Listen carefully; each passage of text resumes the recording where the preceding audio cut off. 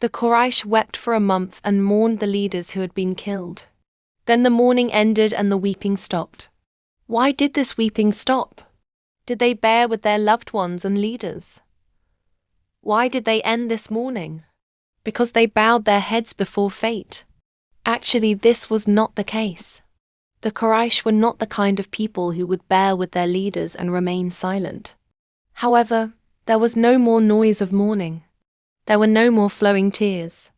There was a passion for revenge for the blood. Now, there were preparations for revenge. The women cut their hair and forbade themselves from perfume. They took a vow that they would not wear perfume and would stay away from decorative items until they saw the blood avenged.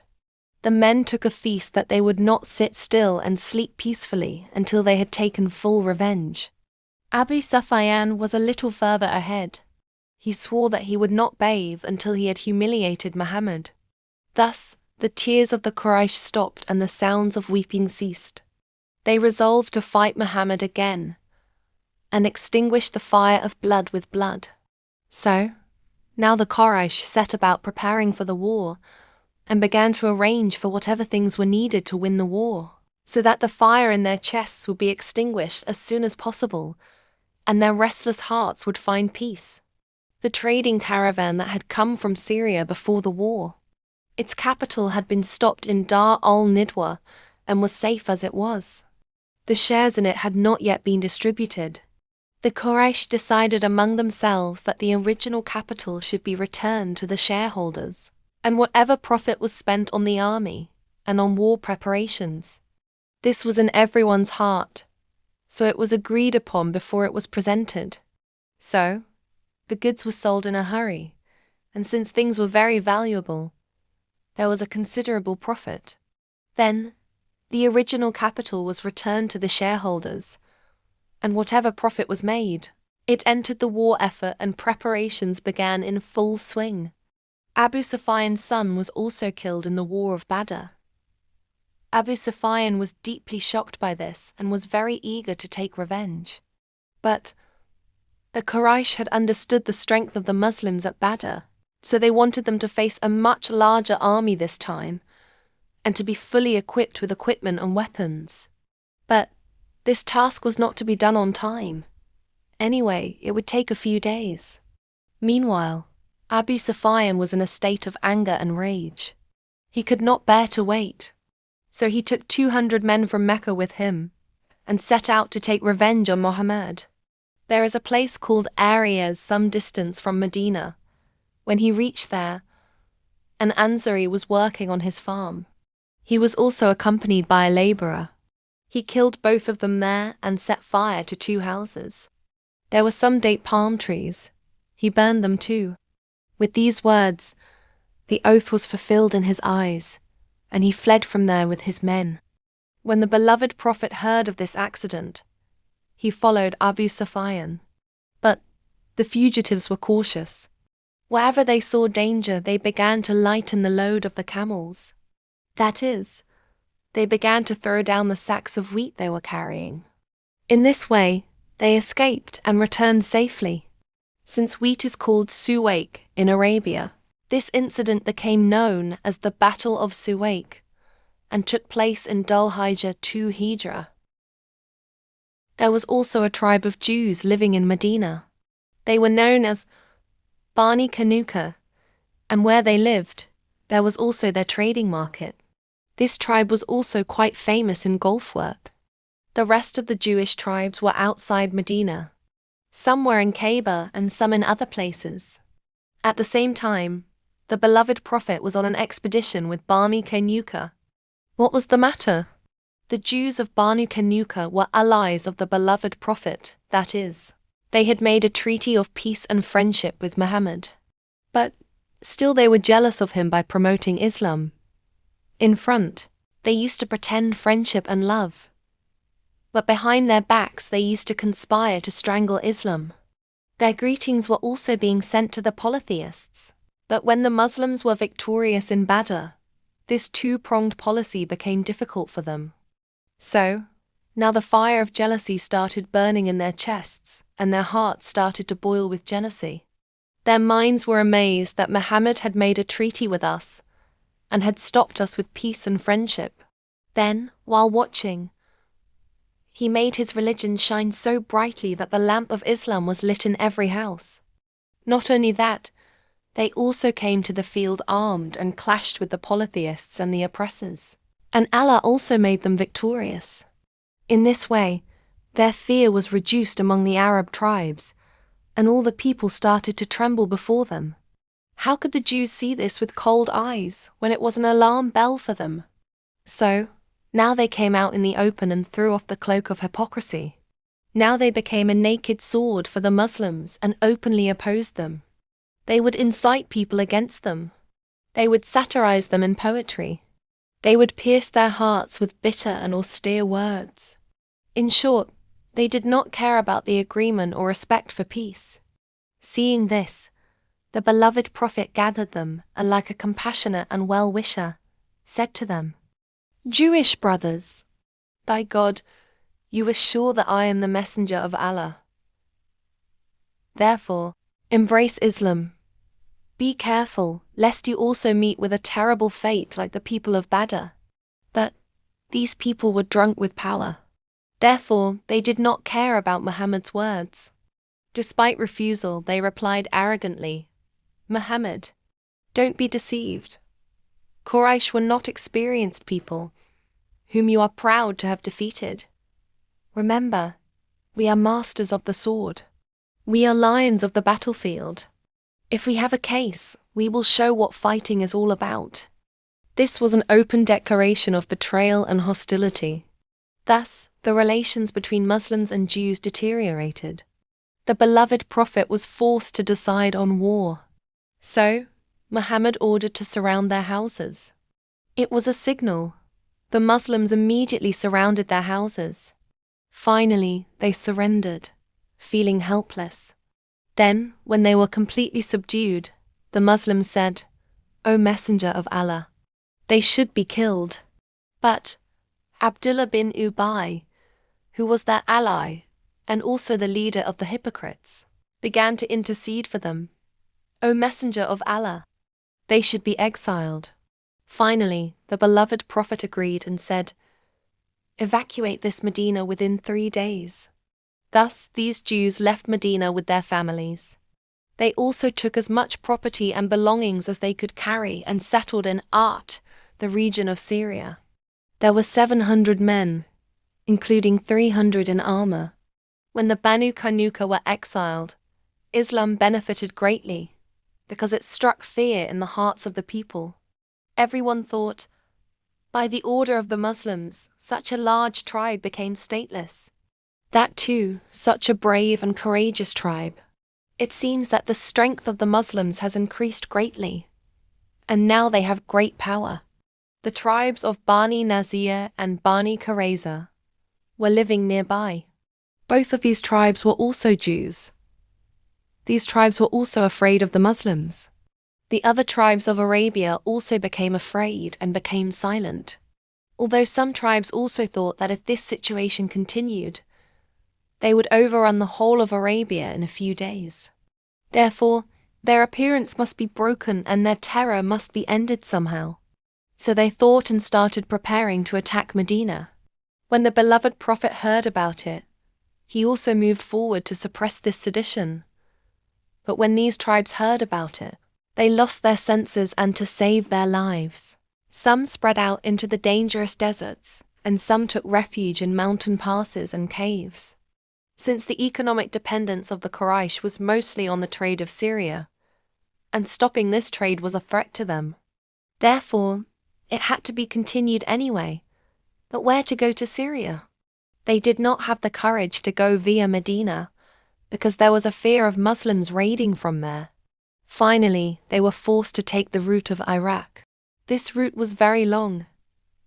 The difficulties were also immense. Getting water was also a problem. But apart from that, what else could be done? But this plan could not be hidden either.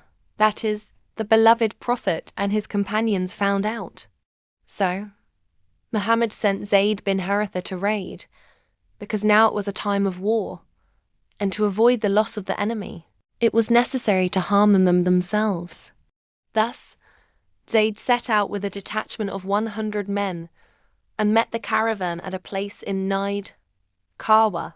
The caravan's people, upon seeing them, abandoned everything and fled, and all the goods fell into the hands of the detachment. Thus, these people returned to Medina with great joy. The beloved Prophet also thanked God and distributed all the goods among the Muslims. The beloved Prophet came from Mecca, so he was constantly engaged in war and jihad. Muhammad also fought battles and sacrificed his life and property for the progress of Islam. During this time, if there was ever peace and security from danger, then these hours of peace and security did not pass in pure rest and tranquility. But at that time, another activity began. That activity was the effort and strategy to build mutual love and sympathy, and to make the relationship better and happier. Muhammad's sincere friends, who were companions at all times and who were distinguished by their intelligence and understanding, Muhammad would strengthen his relations with them. With love and affection, Muhammad won their hearts, and for this, Muhammad made many tricks. One of the useful things to create love is relationships. Muhammad also adopted this and established his relationship with them.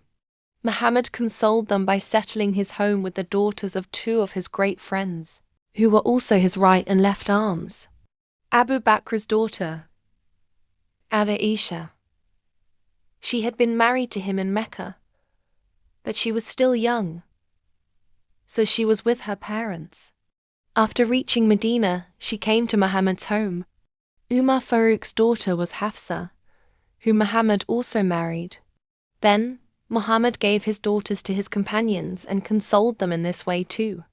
Muhammad had a younger daughter, Fatima. Muhammad married her to Ali, who was his loyal friend.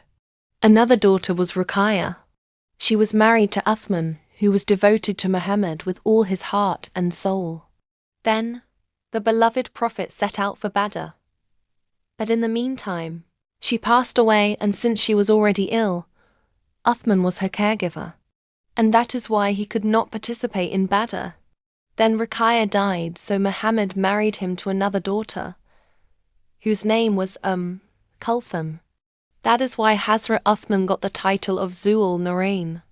Muhammad also consoled widows. He also explained to his companions that if a woman becomes a widow or her husband is martyred in the way of God and leaves behind children, then take care of that widow and sympathize with her. If possible, marry her and raise her children, lest that widow become helpless and become a target of troubles and children become a burden and a curse for her. So there was a woman named Zainab. She was the daughter of Khuzaimah and was a very noble and virtuous woman. She was also fond of charity. That is why she was known as Masakin. The Battle of Badr took place. Her husband was martyred and she became a widow. So, the beloved Prophet married her. The Battle of Badr took place. Her husband was martyred and she became a widow. So, the beloved Prophet married her. The enemies were in a state of despair at Badr. Could they bear the humiliation? Their honor and glory were hurt there. Could they bear this disgrace while they were alive? Muhammad was also not oblivious to this fact. Muhammad was sure that the Quraysh would not sit still. They were roaring like wounded lions and were seething with anger, and that anger would be quenched only by blood. That is, they would be satisfied only by taking revenge for the soldiers who had been killed. The Muslims had also looted their trade caravan, although they had changed their route due to this threat. This had made their wound fresher and created a new zeal for revenge. Because of these things, the beloved Prophet was alert and believed that one day or another they would face war again. Preparations for war were in full swing in Mecca. Muhammad's uncle, Abbas, had already accepted Islam, but was still living in Mecca. He felt the seriousness of the situation. He sent a fast man to Muhammad with this message: "The Quraysh are going to Medina for war, and they are with a very heavy army. The weapons and equipment are also immense. At the same time, He urged the messenger to reach Medina within 3 days and 3 nights. Muhammad was not surprised at all by this news. And what was the surprise? Muhammad had already feared it, but such a large army, and so much weapons and equipment, that too in such a short period of time. Muhammad was certainly surprised by this. Meanwhile, the preparation of the Quraysh army was going on day and night. Weapons and equipment were being collected very quickly, and soldiers were being recruited in large numbers. The Quraysh had also made agreements with many tribes for this, and had incited many tribes. The greatest source of enthusiasm in Arabia was the enthusiastic poets, or enthusiastic orators. The orators and poets of the Quraysh would go around the tribes and make warm speeches or recite enthusiastic poems. In this way, they would warm the hearts of the people. They would incite them to participate in the war. So, in very less time, a very large army was ready, and weapons and equipment were piled up. There were also many women whose fathers and sons had been killed in Badr. Therefore, they were not only impatient with anger, and they were also inciting their husbands to be impatient. Among these women, Hind was the foremost. She was the daughter of Utbah and the wife of Abu Sufyan. Her father, brother, and uncle were all killed in Badr. By this, her heart began to swell, and she swore that she would not wear perfume until she avenged the blood. When the time came for the march, she prepared some other women and joined the army. The people tried to stop her, but they did not agree. Tuima bin Adi, who was the uncle of Jubair bin Mutim, was also killed in Badr. Jubair was deeply shocked by this. So, he had an Abyssinian slave named Washi. He was an expert in throwing a small spear, because this was the special weapon of the Abyssinians. Jubair said to him, "Washi, if you kill Muhammad and Hamza or Ali in revenge for my uncle, then you are free." Then, Hind also said to him, "Washi, in exchange for my loved ones, kill either Muhammad or Hamza or Ali, and I will give you a very valuable reward." So, Washi promised both of them. Then the army moved towards Medina. With them were 200 horses and 3,000 camels, and Abu Sufyan was the commander of the army. There were also 15 women in the army. They played the tambourine in a special way, and recited painful laments of the victims of Badr. In this way, they made men feel ashamed of defeat, and further aroused their spirit of revenge. Abu Amir from the tribe of Aos was also included in the army. He was a very respected man of the tribe and was jealous of the name of Islam. The beloved Prophet migrated, so Abu Amir left Medina and went to Mecca and joined Muhammad's enemies. His companions also went to Mecca with him. He said to the people of Quraysh, "Come, this time it will be a lot of fun. Wherever I go against Muhammad, all the people of Aos will gather around me, and not a single one will stay with Muhammad." While walking, when the army reached Abwa, where the grave of the beloved Prophet's mother is, Hind said to the people, "The opportunity is good. Dig up the grave of Muhammad's mother. If any of us is captured, we will give each piece of her body as a ransom." But some people opposed it, saying, "Don't do it even by mistake. Otherwise the Bani Qaziyah and Bani Bakr will dig up all the graves of our dead." The army moved forward, and while walking, it reached Akik. Then it stopped here. This is a famous place, which is located 5 miles from Medina. At that time, the nephew received a letter from his uncle. Muhammad was at Kaaba at that time. Ubay bin Ka'b was also with him. He read the letter to Muhammad. Hearing this, Muhammad said, "Well, look, don't mention it to anyone else." Then Muhammad came to Medina and went to the house of Sa'd bin Rabi and mentioned this letter to him. Muhammad still had to consult with his wise and understanding companions. That is why he forbade him from telling anyone else. But since Sa'd's wife was nearby, She overheard these words, and thus the news could not be hidden. Muhammad had not even consulted his companions when it became a rumor everywhere. It was the 3rd year of the Hijrah and the 5th of Shawwal. Anas and Munis, 2 messengers, were sent by Muhammad to bring news of the army. They reported that the army of Quraysh had approached Medina very close, and the fields were grazed by their camels and horses. The pastures arid of Medina were also cleared.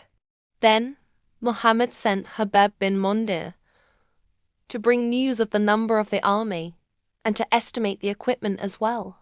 This night in Medina was a night of great fear and panic, as they faced a fierce and cruel enemy whose power was also immense.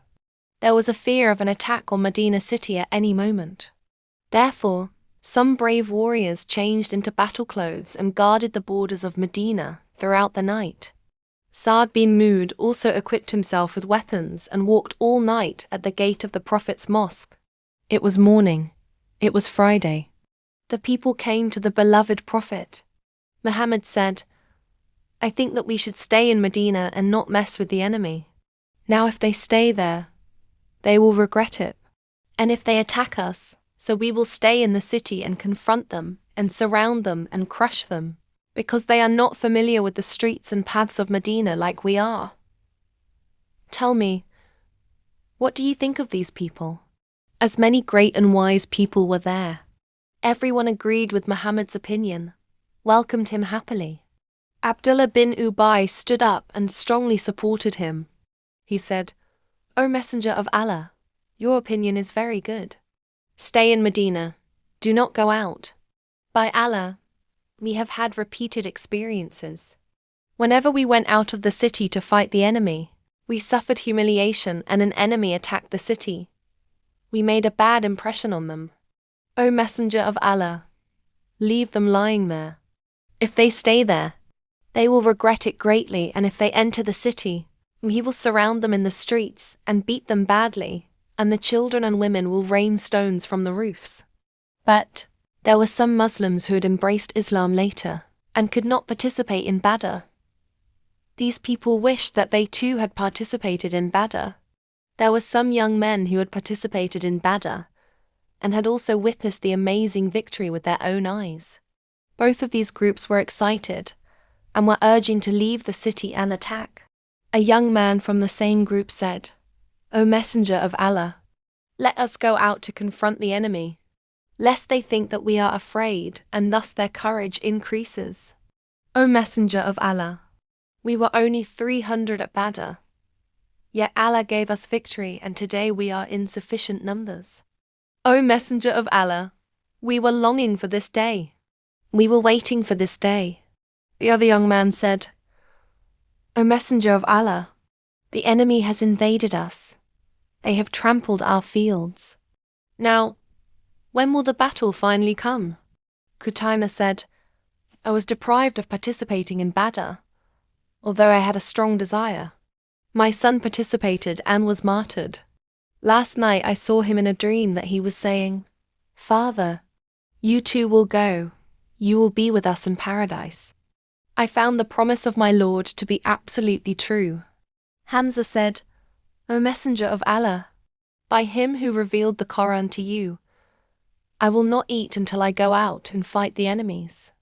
The new Muslims were full of enthusiasm and were eager to go out and fight.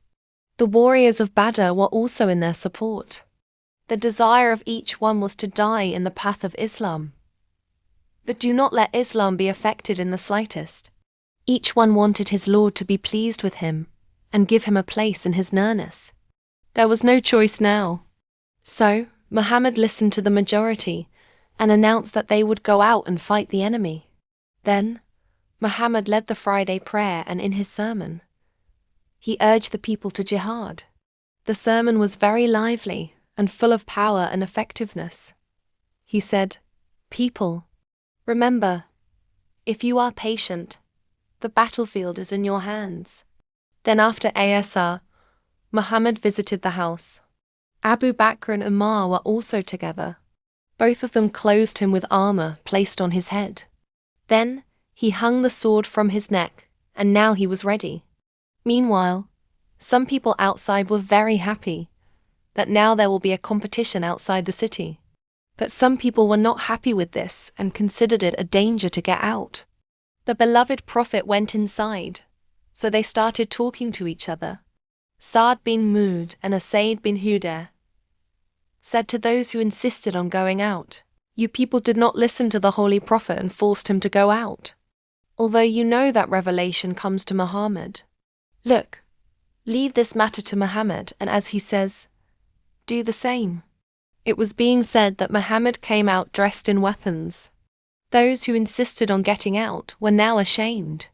So, they went ahead and said, "Messenger of Allah, we did a lot of bad things not to listen to you. Do what you think is best." Muhammad said, "I have already said that you did not believe. It does not beautify a prophet to wear a weapon and take it down. Therefore, now you have to go. But now take care. Do what I say. Went out in the name of Allah. If you work with patience, then victory is yours." So, the companions quickly prepared and left to fight the enemy.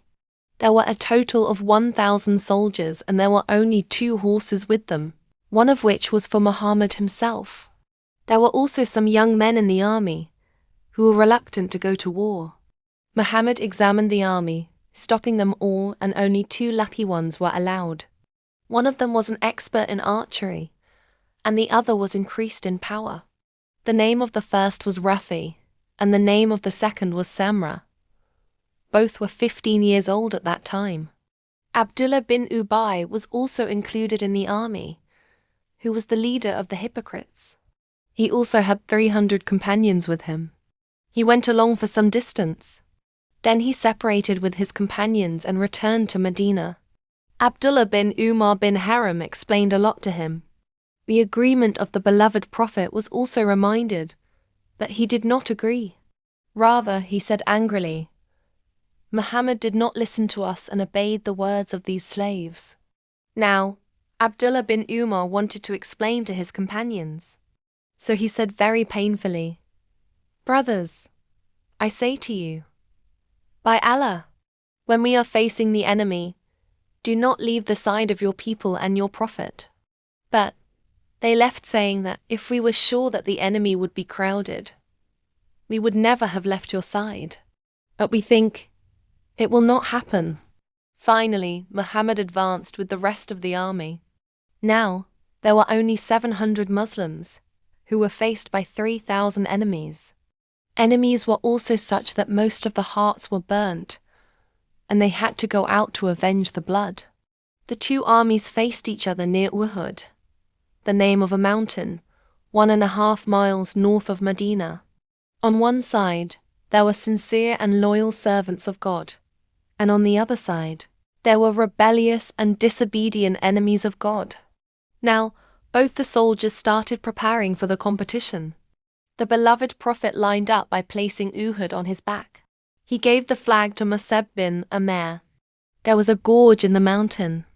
Muhammad was afraid that the enemy would come from behind and attack, so he deployed 50 archers there as well and said, "You people should protect our backs, so that we are not taken from behind. Look, stay in your place. Don't move away from there. If we win and enter their army, don't even leave your place. If we started getting killed, so do not even come for help. However, start shooting arrows at them, because the horses are afraid of arrows." Quraysh also lined up very neatly, appointed Khalid bin Walid to Memna, and made Akramah the commander of Mansura. The flag was in the hands of the Abdul Dar family, and Abu Sufyan was the commander. Abu Sufyan encouraged the flag holders and said, "The flag is the decision to win. Do your do, otherwise leave it and go to the side." It was to be heard that Abdul Dar's men got excited and became desperate with pride. So they raised his chest and said, "Let the competition happen. At that time you will see our tricks." The enthusiasm of women was also strange.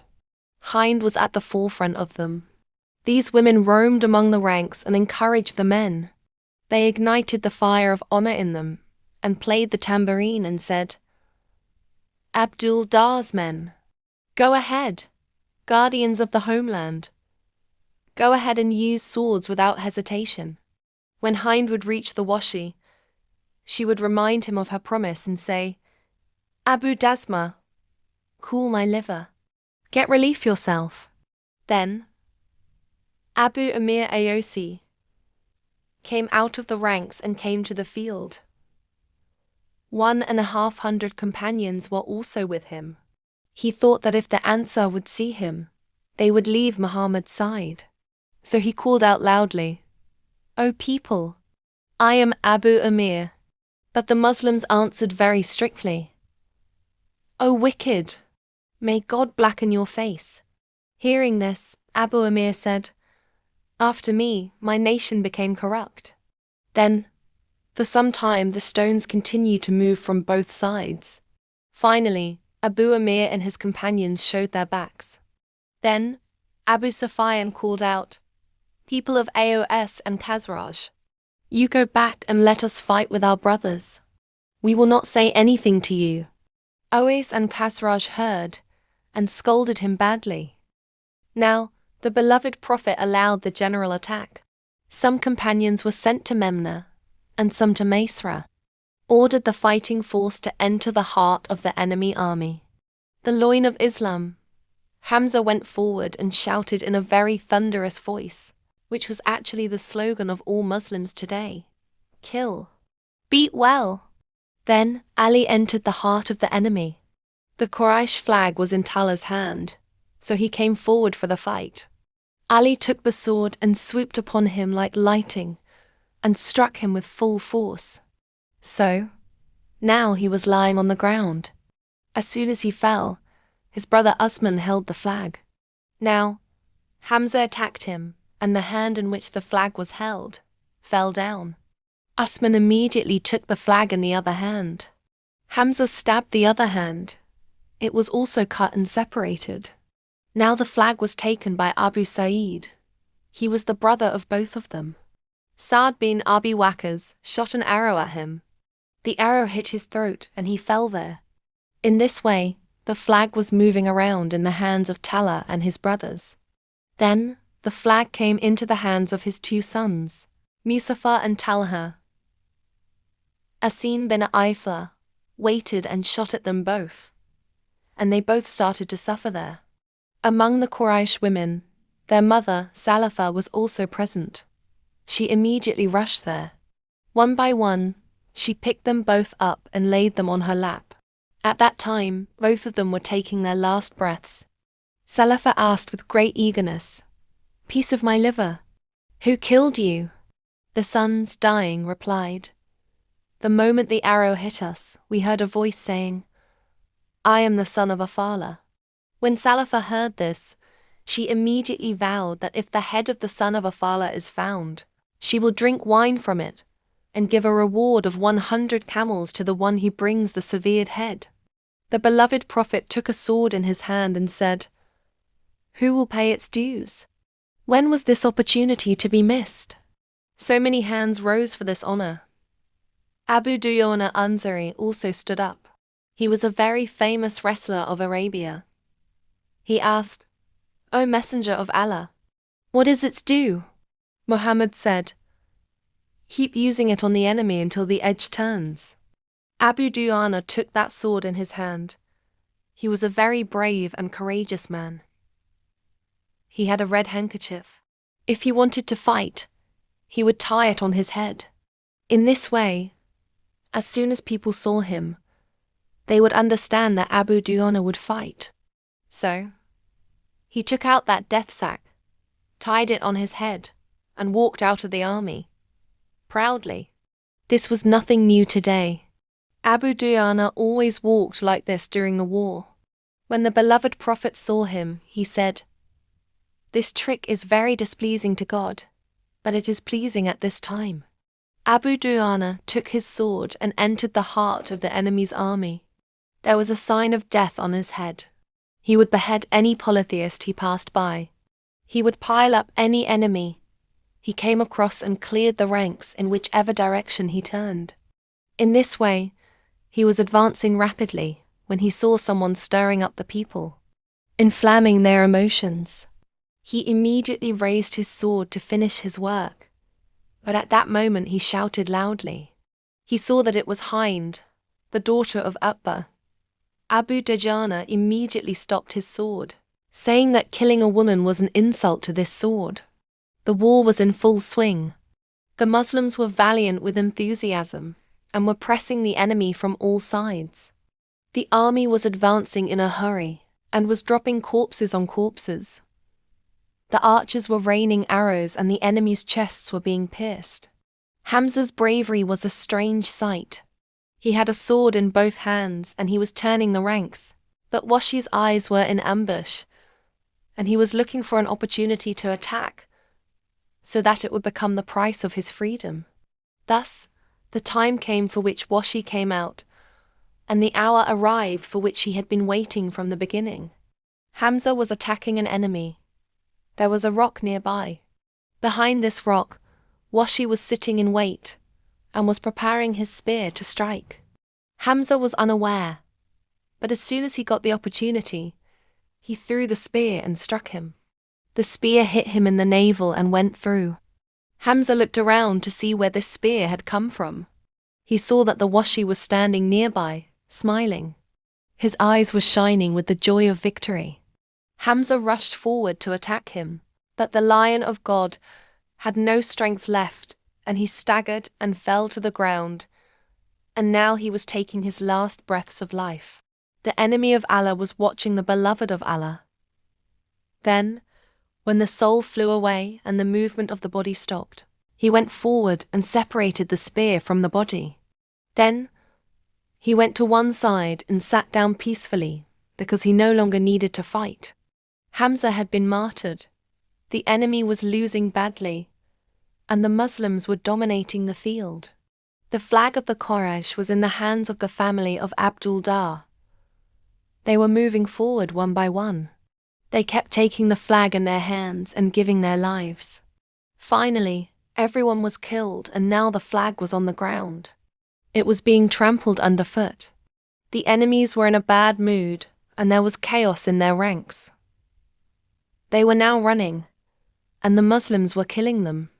They were falling on the ground in huge numbers, and their lives were being separated from their bodies. The women who had just been encouraging the men were now running away screaming and taking refuge in the passes. The Muslims thought that victory was now certain, so their attention was diverted from the enemies. Now they started collecting the spoils. The archers, who were guarding the pass, saw that the enemies had been defeated and the Muslims had completely won. They also saw that the Muslims were penetrating the enemy ranks and were collecting their goods and supplies. Seeing this, some people said to their companions, "Why are you lying here for no reason? The enemies have already lost. Look at your companions, they are collecting the spoils. Come on, let us also go now." Others said, "Don't you remember what the beloved Prophet said? Muhammad had said to protect us from behind, and not to move from your place." These people said, "Muhammad did not mean that the enemy should be defeated. Even then you should remain lying down." Their leader Abdullah bin Jubair tried to stop them, but they left their place and started collecting booty with the Muslims. There were only a few Muslims who remembered the words of the beloved Prophet, obeyed their leader and remained patiently in their places. By chance, Khalid bin Walid's eyes fell on this side. He saw that the pass was completely empty. Only a few archers were there. What happened next? He immediately took a troop of horsemen with him and attacked them very brutally. Meanwhile, the chief of Maysara Akrama also arrived. Abdullah bin Jubair and his companions fought back but were martyred. Now, the path was clear. So, the troop of horsemen moved forward, and when they reached the place where the Muslims were busy collecting booty, and the polytheists were running away, they shouted loudly, "Long live Uzzah, long live Hubal." And now swords began to rain down on the heads of the Muslims. The Muslims were happily accumulating wealth. Seeing this sudden disaster, they were terrified and their senses were blown away. So, leaving everything behind, they took up their swords and started fighting again. But now things have deteriorated. The defeated enemy had revived and was attacking them relentlessly. The Muslims were in a state of panic. Even the distinction between friend and enemy had disappeared, and Muslims were killing Muslims. They were so frightened that they could not even remember their own distinctive sign, by which they could recognize their brothers. The battle was still going on in circles, but this time the pressure was greater on the Muslims and the tide of battle was heavier on the enemy. At the same time, suddenly an infidel shouted, "Muhammad is killed." This news spread like lightning everywhere and had a magical effect on everyone. When the Muslims heard it, they were overcome with general panic. The hearts of many were broken, and the morale of most of them was low. But when the enemies heard it, they were revived. Although general despair and ill will had spread among the Muslims and the hands and feet of the great warriors had swelled, some even threw down their weapons and went to the sidelines, and some people advised others to do the same. That there were some young warriors whose morale was still high and who were immersed in the fervor of faith. Therefore, they continued to fight with full courage and even encourage those who had lost courage. Some people say, "If the beloved Prophet is martyred, what will you do now that you are alive? Fight for what Muhammad gave his life. You too will die for that." And some people say, "The Messenger of God has fulfilled his responsibility and Muhammad delivered the message of the Lord. Now you protect this religion and fight for it. Allah is alive.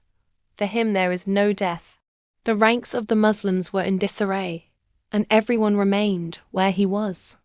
Meanwhile, all the strength of the enemies was towards Muhammad. Since the path was completely clear, a group of enemies surrounded Muhammad. They decided to kill Muhammad. So, they mercilessly started throwing stones at Muhammad and started shooting arrows. The beloved Prophet was also shooting arrows in the fight. There were some warriors around who were holding Muhammad in their arms and were holding arrows and swords on their hands and backs. Some warriors were busy in the fight and were shooting arrows. Sa'd bin Abi Waqqas was an expert archer. He was also present at that time. He was shooting arrows continuously. Muhammad would pick up the arrows himself and say, "May my parents be sacrificed for you. Keep shooting arrows." Abu Talha was also a famous archer.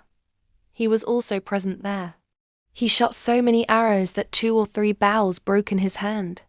Abu Dujana had bent down and became a shield, and now the arrows that came would hit his back. Talha was also holding swords in his hand. As a result, one of his hands was cut off and severed. In this situation, a wretched man broke through the circle and advanced and struck the blessed face of the Holy Prophet with his sword. The blow was so hard that 2 of his own teeth were pierced in the blessed face. Another enemy threw a stone from a distance and the stone hit the blessed face. As a result, 2 of his front teeth fell out, and the blessed lips became bloody.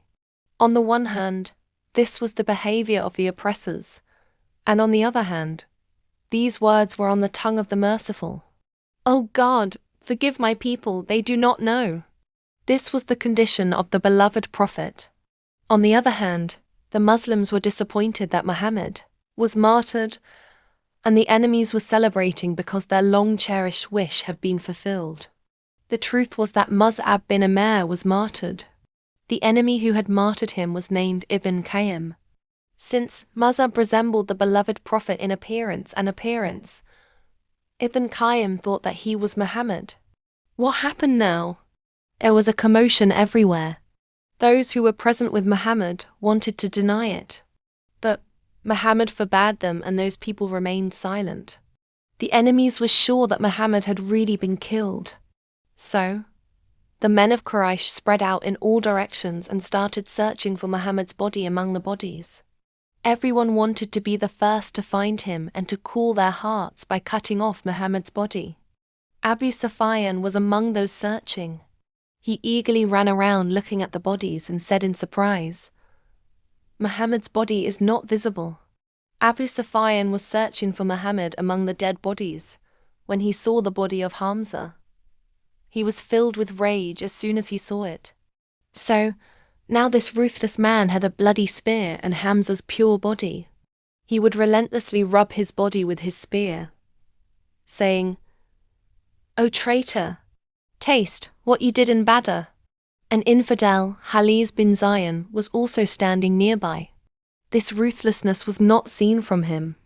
He grabbed Abu Sufyan and pulled him and shouted, "People, do you see? This is the leader of the Quraysh.